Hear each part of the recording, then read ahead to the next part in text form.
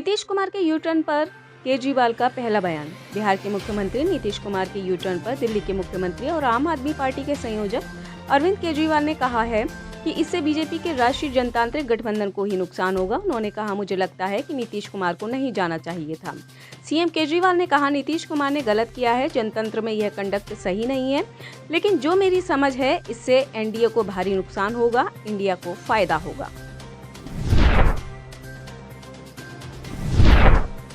SIMI पर बढ़ाया गया 5 साल का प्रतिबंध। केंद्रीय गृह मंत्रालय ने students Islamic movement of India पर 5 साल के लिए प्रतिबंध को बढ़ा दिया है। गृह मंत्रालय ने सोमवार 29 जनवरी को एक्स पर पोस्ट के जरिए इस बैन को बढ़ाए जाने के आदेश की जानकारी साझा की। UCC पर बड़ा फैसला लेने को तैयार धामी सरकार। उत्तराखंड में यूनिफॉर्म सिविल कोड को जल्द लागू किया जा सकता है। प्रदेश की धामी सरकार UCC को लेकर एक्शन में आ गई है। UCC को लेकर बनाई गई ड्राफ्ट कमेटी 2 फरवरी को अपनी रिपोर्ट सरकार को सौंप देगी, जिसके बाद इस पर आगे की प्रक्रिया शुरू हो जाएगी। सीएम धामी ने आज अपने सोशल मीडिया अकाउंट एक्स पर इसकी जानकारी दी और दावा किया कि जल्द ही इस प्रदेश में लागू किया जाएगा। पार्ट को दांतों से काटकर पत्नी ने पति को लहूलुहान कर दिया। घटना के बाद घायल पति को गंभीर हालत में कानपुर रेफर किया गया है। परिजनों के मुताबिक खाना खाकर 27 वर्षीय राजू निषाद रात को कमरे में सोने चला गया। प्राकृतिक यौन संबंध की मांग पर पत्नी भड़क उठी। दोनों के बीच जमकर विवाद हुआ। UCC पर बड़ा फैसला लेने को तैयार धामी सरकार। उत्तराखंड में यूनिफॉर्म सिविल कोड को जल्द लागू किया जा सकता है। प्रदेश की धामी सरकार UCC को लेकर एक्शन में आ गई है। UCC को लेकर बनाई गई ड्राफ्ट कमेटी 2 फरवरी को अपनी रिपोर्ट सरकार को सौंप देगी, जिसके बाद इस पर आगे की प्रक्रिया शुरू हो जाएगी। सीएम धामी ने आज अपने सोशल मीडिया अकाउंट एक्स पर इसकी जानकारी दी और दावा किया कि जल्द ही इस प्रदेश में लागू किया जाएगा। आरजेडी के आरोप पर उपेंद्र कुशवाहा की 2 टूक।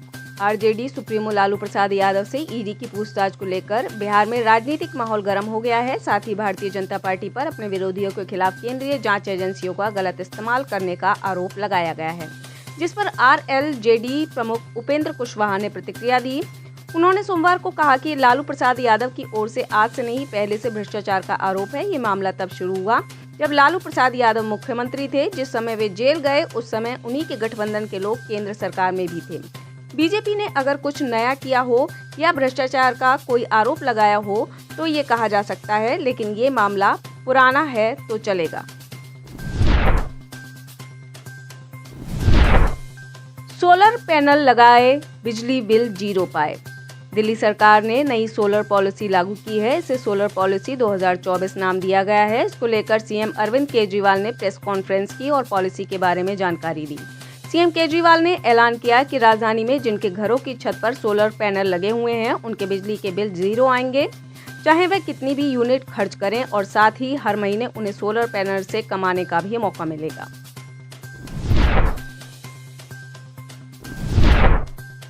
उन्नीस से पहले के स्कूल रिकॉर्ड का अध्ययन शुरू। मराठी भाषा की मोडी लिपि के विशेषज्ञ अनेक कार्यालयों और विभागों के निजामकालीन दस्तावेजों का रूपांतरण कर रहे हैं, ताकि मराठा समुदाय को आरक्षण देने के लिए मराठवाड़ा में कुणबी लोगों के रिकॉर्ड का पता चल सके। विशेषज्ञों ने PTI भाषा से बातचीत में कहा कि भूमि अभिलेख विभाग, तहसील और अन्य कार्यालयों के दस्तावेजों और 1967 से पहले के स्कूल के रिकॉर्ड का अध्ययन किया जा रहा है।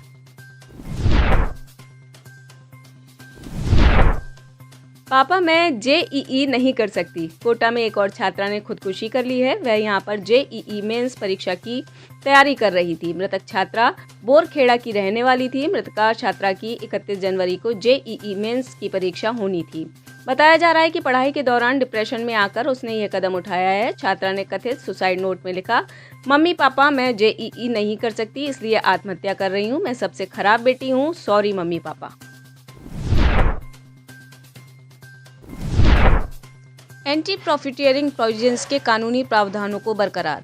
उपभोक्ताओं के लिए राहत की खबर है। दिल्ली हाईकोर्ट के फैसले के बाद आने वाले दिनों में FMCG, कंज्यूमर ड्यूरेबल्स से लेकर इलेक्ट्रॉनिक्स आइटम्स की मैन्युफैक्चरिंग और रियल एस्टेट से जुड़ी 50 से ज़्यादा कंपनियों को GST रेट कटौती से लेकर इनपुट टैक्स क्रेडिट का लाभ उपभोक्ताओं को देना होगा। दिल्ली हाई कोर्ट ने गुड्स एंड सर्विसेज टैक्स के फ्रेमवर्क के तहत एंटी प्रॉफिटियरिंग प्रोविजंस के कानूनी प्रावधानों को बरकरार रखा है। आईसीसी ने श्रीलंका क्रिकेट बोर्ड को दी खुशखबरी। आईसीसी ने इस साल यूएस और वेस्ट इंडीज में होने वाले T20 वर्ल्ड कप से पहले श्रीलंका को एक बड़ी खुशखबरी दे दी है। आईसीसी ने श्रीलंकाई बोर्ड पर लगे सस्पेंशन को तत्काल प्रभाव से पूरी तरह हटा दिया।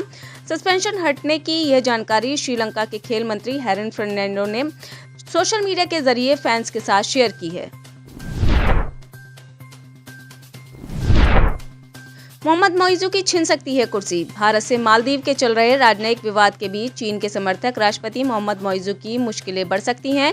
मोइजू अपने देश में ही चौतरफा घिरे हुए नजर आ रहे हैं। मालदीव की स्थानीय मीडिया की रिपोर्ट के मुताबिक देश की मुख्य विपक्षी पार्टी मालदीवियन डेमोक्रेटिक पार्टी राष्ट्रपति मोहम्मद मोइजू के खिलाफ महाभियोग प्रस्ताव दायर करने की तैयारी में है। एमडीपी के सांसद ने कहा, हमने महाभियोग प्रस्ताव को लेकर तय संख्या में साइन कर दिए हैं। इसे जल्द ही संसद में जमा किया जाएगा।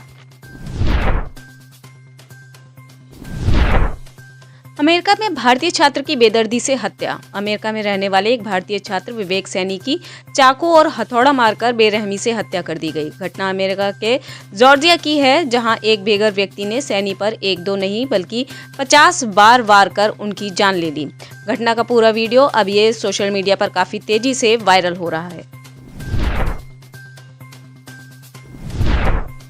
पाकिस्तान के चुनाव में गुची की टोपी बनी मुद्दा। पाकिस्तान में पूर्व प्रधानमंत्री नवाज शरीफ के गुची टोपी की चर्चा इस समय जोरों पर है।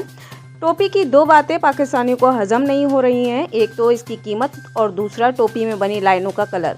लोगों का कहना है कि इस टोपी की कीमत पाकिस्तानी 1 लाख रुपए से अधिक है। साथ ही टोपी में बनी लाइनें इमरान खान की पार्टी पाकिस्तान तहरीक-ए-इंसाफ से काफ़ी मिलती जुलती हैं। दरअसल नवाज शरीफ ने हाल ही में इस टोपी को पहनकर पंजाब प्रांत के ननकाना साहिब में रैली की थी, जिसके बाद गुची टोपी की चर्चा ने जोर पकड़ लिया और नवाज शरीफ की लोगों ने जमकर खिंचाई करनी शुरू कर दी।